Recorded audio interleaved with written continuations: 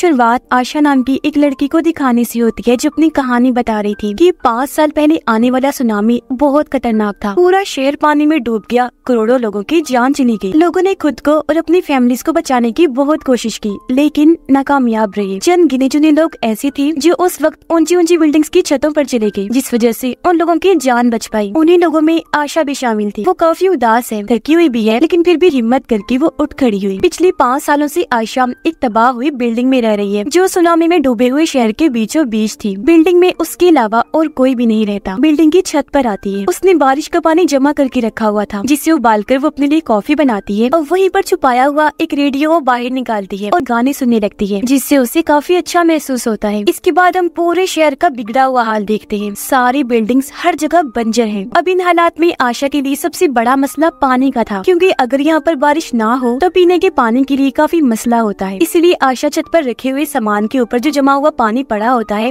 उसे कपड़े से साफ करती है। फिर कपड़े को निचोड़कर मिले हुए पानी को वो बोतल में बंद करके रख लेती है। इस तरह वो अपने पीने के लिए पानी इकट्ठा करती है, पर इसे भी वो छुपा के रख लेती है, क्योंकि यहाँ पर सामान ना होने की वजह से बहुत सारे लोग ऐसे हैं जो लुटेरे बन चुके हैं, वो लूट लेते हैं। कितनी बोतल्स रह गई थी, आशा ये सब कुछ डायरी में नोट करती रहती है। इसके बाद वो आसपास की जगह को दूरबीन के जरिए देखने लगती है। अचानक एक पूरी बिल्डिंग पानी की वजह से नीचे गिरकर डूब जाती है। ऐसे करते करते बहुत सारा शहर पानी में डूब गया था। अब जब उसने नीचे पानी में देखा तो वहाँ एक बॉक्स था जो पानी में तैर रहा था। आशा सोचती है कि इसमें जरूरत का सामान होगा, इसीलिए वो नीचे वाले घर में आ जाती है, जो भी पूरा पानी में डूबा हुआ था। पर यहाँ से आशा उस बॉक्स पर पिन मारकर उसे अपनी तरफ रस्सी के सहारे खींचने लगती है, लेकिन पानी में जो मछलियाँ थी उनमें से एक उस बॉक्स को पकड़ लेती है। इसीलिए आशा जब उसे खींच नहीं पाती तो वो आगे की तरफ हो जाती है। तब टूटी हुई जगह की वजह से उसे चोट लग जाती है, पर अभी भी वो हिम्मत नहीं हारती। पूरा जोर लगाकर बॉक्स को अंदर खींचने लगती है और आखिरकार बॉक्स उसे मिल ही जाता है। आशा ने जब बॉक्स को खोलकर देखा तो अंदर एक शराब की बोतल के अलावा और कुछ नहीं था, जिसे ही लेकर वो ऊपर आ गई। उस शराब से अपनी चोट साफ करने लगती है। शाम को जब वो बैठी थी तो उसे कुछ दूरी से आवाजें आने लगी। उसने जब दूरबीन के जरिए देखा तो कुछ लुटेरे खाने की तलाश में इसी बिल्डिंग की तरफ आ रही थी, जिन्हें देखकर वो अपना सारा सामान इस कूड़े कचरे के नीचे छुपा देती है। फिर खुद भी एक कमरे में जाकर छुप जाती है, जो उसने अपने लिए एक महफूज जगह बनाई हुई थी। जैसे लुटेरों का ग्रुप यहाँ पर आया, बिल्डिंग के हर एक घर को वो चेक करने लगती है, लेकिन उन्हें यहाँ पर खास कोई चीज नहीं मिलती। लुटेरों में एक बच्चा भी था जो आसपास गोलियां चलाने लगता है। इस वजह से आशा काफी डर जाती है, लेकिन खुद को काबू करने के लिए वो अपने माजी की अच्छी यादों में चली जाती है, जिनमें वो अपनी छोटी बहन को देखती है, जब ये दोनों बहनें एक साथ थी। कुछ देर के बाद जब लुटेरे वहाँ से चले गए तो आशा भी बाहर आई, क्योंकि रात हो गई थी तो सो जाती है। हर रात आशा को डरावना सपना आता है, जिसमें वो अपनी फैमिली को डूबता हुआ देख रही थी, लेकिन चाह कर भी उन्हें नहीं बचा पाती। अगले दिन वो जब सोने लगी तो अचानक उसे बिल्डिंग में आवाजें आने लगती है। इसीलिए वो टॉर्च लाइट लेकर हर जगह चेक करती है, लेकिन उसे कोई भी नहीं मिलता। पर उसे कहीं न कहीं शक था कि कुछ तो गड़बड़ जरूर है, मतलब कोई यहाँ पर चोरी छुपे आ गया है। इसीलिए वो हाथ धोकर साबुन को वहीं छोड़कर अंदर चली जाती है। पर तभी यहाँ एक छोटी बच्ची आ गई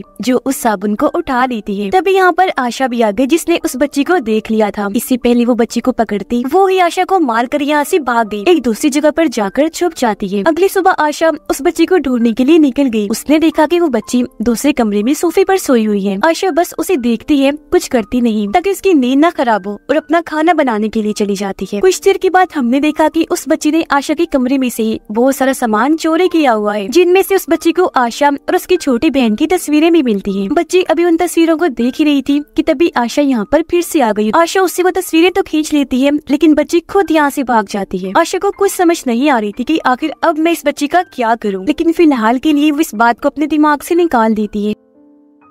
बच्ची अभी भी नीचे वाले कमरे में थी, जहाँ बहुत सारा पानी भरा हुआ था। आशा को भी क्योंकि उस बच्ची पर तरस आ रहा था, तो वो उस बच्ची के लिए नूडल्स बनाकर नीचे लेकर जाती है। पता नहीं बच्ची ने कब से खाना नहीं खाया, यही सोचकर आशा उसे नूडल्स देने लगती है। बच्ची आशा से नूडल्स नहीं लेती, इसलिए वो उन्हें वहीं रख के ऊपर अपने कमरे में चली जाती है, जिसके बाद बच्ची भी उन्हें खा लेती है। अब अगले दिन वो बच्ची शुक्रिया के तौर पर आशा को वो सारा सामान लौटा देती है जो उसने आशा के कमरे से ही चुराया था। बच्ची खाने में आशा की नकल कर रही थी, मतलब नूडल्स कैसे खाने नहीं है, कैसे ऊपर करना है, जो देखकर आशा भी काफी हंसने लगती है। अब काफी वक्त के बाद आशा के चेहरे पर मुस्कुराहट आई थी, पर क्योंकि काफी सालों से उसने किसी से बात नहीं की थी, तो फिलहाल वो बच्ची से भी कोई बात नहीं करती और रात में अपने ही कमरे में उस बच्ची का भी बिस्तर अपने साथ लगा देती है। पर बच्ची को नींद नहीं आ रही थी और वो रोने लगती है, कहती है कि मुझे अपने मॉम डैड की बहुत याद आ रही है। जो देखकर आशा पहली बार उससे बात करती है, कहने लगी कि तुम घबराओ नहीं, हम तुम्हारी मॉम डैड को ढूंढ लेंगे। तभी हम बच्ची भी उससे बात करती है,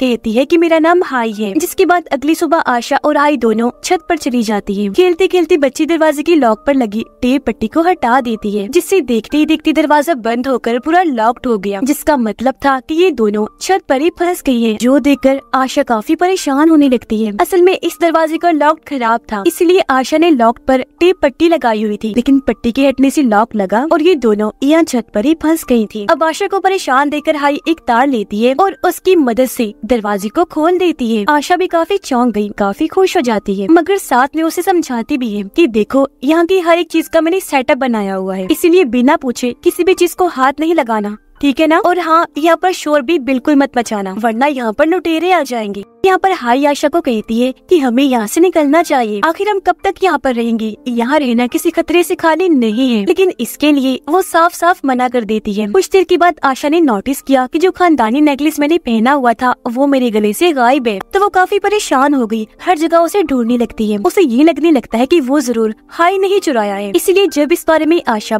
हाई से पूछती है तो उसे काफी बुरा लगा कि आशा मुझे चोर समझ रही है। वो उससे नाराज हो गई, बिना कुछ कहे अपना सारा सामान लेकर दूसरे कमरे में शिफ्ट हो जाती है। सुबह को आशा देखती है कि हाई पीने वाला पानी कपड़े धोने के लिए जाया कर रही है। इसके अलावा भी उसने कई और सारी चीजें जाया कर दी थी, पर क्योंकि वो नाराज थी इसलिए आशा उसे कुछ नहीं कहती। मगर आशा जब सो रही थी तो एक बार फिर उसे डरावना सपना आया। उसने देखा कि जब समंदर में तूफान आया था तो किस तरह पानी तेजी से मेरे घर में घुस रहा था। वो डरी हुई है, बुरी तरह बचकर भाग रही है। ये इतना भयानक सपना देखकर वो काफी डर गई, चीखने चिल्लाने लगती है। लेकिन उसकी आवाज सुनकर हाई यहाँ पर आई और उसे जगाकर हौसला देने लगती है, जिससे यहाँ पर दोनों एक बार फिर बातें करने लगते हैं। यहाँ आशा हाई को समझाती है कि यहाँ पर कैसे कैसे रहना है। सबसे पहले वो कहती है कि पानी को कम से कम इस्तेमाल करना है, मतलब पीने वाला पानी कैसे और नहाने वाला, कपड़े धोने वाला कैसे। साथ ही बिजली से तुम्हें दूर रहना है। साथ ही रेडियो को भी ऊंची आवाज में ना सुने, क्योंकि वो आवाज सुनकर लुटेरे यहाँ पर आ जाएंगे। यहाँ पर हाई आशा से एक कमरे के बारे में पूछती है जो पिछले काफी वक्त से बंद था। इस पर आशा उसे बताती है कि इस कमरे से बहुत गंदी बदबू आती है, तो तुम गलती से भी कभी इसे मत खोलना। अब बदबू क्यों आया करती थी ये बात आशा उसे नहीं बताती। अगली सुबह रेडियो पर हाई खबरें सुन रही होती है, जहाँ पर बताया जा रहा था कि बचे हुए लोगों को गवर्नमेंट मदद दे रही है। जिंदा बचने वाले तमाम लोगों को दूसरे शहर में भेजा जा रहा है जो बहुत महफूज है। खाने पीने का और जरूरत का सारा सामान वहाँ पर दिया जा रहा है, जहाँ पर वो बड़े आराम से अपनी नई जिंदगी गुजार रही है। ये खबर जाकर हाई आशा को बताती है और कहने लगी कि हमें भी गवर्नमेंट की दी हुई इस जगह पर चलना चाहिए। लेकिन आशा एक बार फिर साफ साफ मना कर देती है। ये सुनकर हाई को बुरा लगा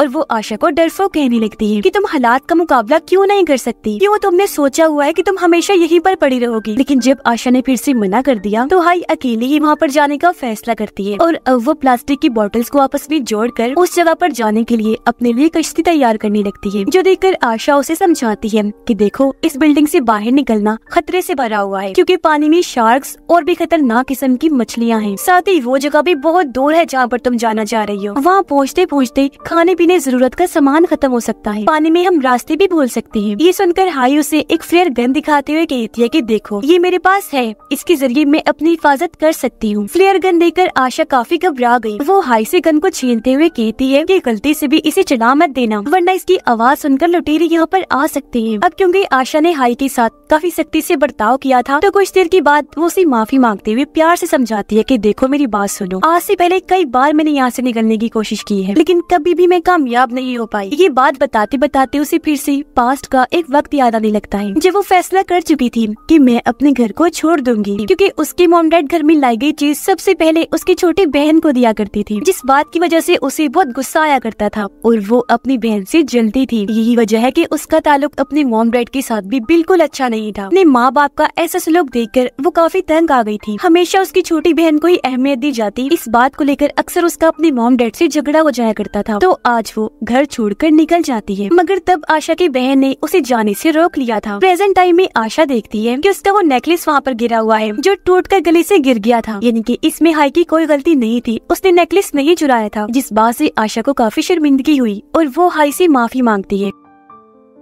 अगले दिन क्योंकि काफी बारिश हुई थी तो इन्होंने पीने का ढेर सारा पानी जमा कर लिया था। लेकिन इस भाग दौड़ में एक दिन आशा को एहसास हो गया था कि ये जगह ज्यादा दिन के लिए महफूज नहीं है, बेहतर यही होगा कि हमें यहाँ से निकलना चाहिए और गवर्नमेंट की दी हुई उस जगह पर रहना चाहिए। तो वो भी अब हाई की बात मान जाती है। उस जगह पर जाने के लिए कश्ती बनाने में उसकी मदद करने लगी। पास्ट के एक सीन से हमें पता चला कि जब आशा ने घर छोड़ा था तब उसके साथ उसकी बहन भी थी। जहाँ तभी अचानक सुनामी आ गई, जिस वजह से हर तरफ अफरा तफरी मच गई। लोग डरकर घबराते हुए इधर उधर भागने लगे और आशा को इस बात का बहुत दुख होता है कि मैं अपनी बहन को नहीं बचा पाई। वो इस बात को याद करके प्रेजेंट टाइम में दुखी हो रही थी, पर उसे ये सोचकर तसल्ली हुई कि अब मुझे एक दूसरी बहन मिल चुकी है हाई के रूप में। इसीलिए अगली सुबह वो हाई को अपना वो नेकलेस दे देती है गिफ्ट के तौर पर। खैर अब कुछ दिन के बाद इनकी छोटी सी कश्ती उस जगह पर जाने के लिए तैयार हो जाती है जहाँ ये दोनों निकलने के लिए बिल्कुल तैयार हो गई थी। लेकिन यहाँ पर गलती से हाई से रेडियो ऑन हो जाता है, जिसकी आवाज सुनकर लुटेरे यहाँ पर घुस आते हैं, जो देखकर ये दोनों जल्दी से अपना सारा सामान छुपा देती है और हाई जल्दी से जाकर लकड़ी की बनी हुई नकली दीवार में जाकर छुप जाती है, जबकि आशा उसी पुरानी स्मेल वाले कमरे में जाकर छुप जाती है। लुटेरे यहाँ पर आकर हर घर में पड़े हुए सामान को बखेरने लगते हैं और जो जो खाने पीने के सामान उन्हें मिल रहे थे वो उन्हें अपने पास रख लेती है। जिस दौरान उस नकली दीवार में छुपी उन्हें हाई भी मिल जाती है। लुटेरे उसे पकड़ लेते हैं, जिस वजह से वो चीखने चिल्लाने लगी। उसकी आवाज आशा भी सुन पा रही थी, लेकिन वो बहुत ज्यादा डरी हुई थी। उसे समझ नहीं आ रही थी कि आखिर मैं कैसे हाई को बचाने जाऊँ। अब लुटेरे इनकी उस कश्ती को भी तोड़ देते हैं, जिसके बाद वो स्मेल वाले कमरे में चले गए। जबकि आशा को यहाँ पर फिर से उसके पास्ट का सीन याद आने लगता है, जिसमें उसने देखा कि मैं और मेरी बहन किस तरह खतरे में थे, पर चाहकर भी मैं उसे नहीं बचा पाई। लेकिन प्रेजेंट में वो अपने आप से कहती है कि वो गलती अब मैं दोबारा नहीं करूंगी और अब वो बड़ी हिम्मत करके बाहर आ जाती है ताकि हाई को बचा सके। उसके पास फ्लेयर गन थी, इसलिए एक आदमी जो उसके पास आया था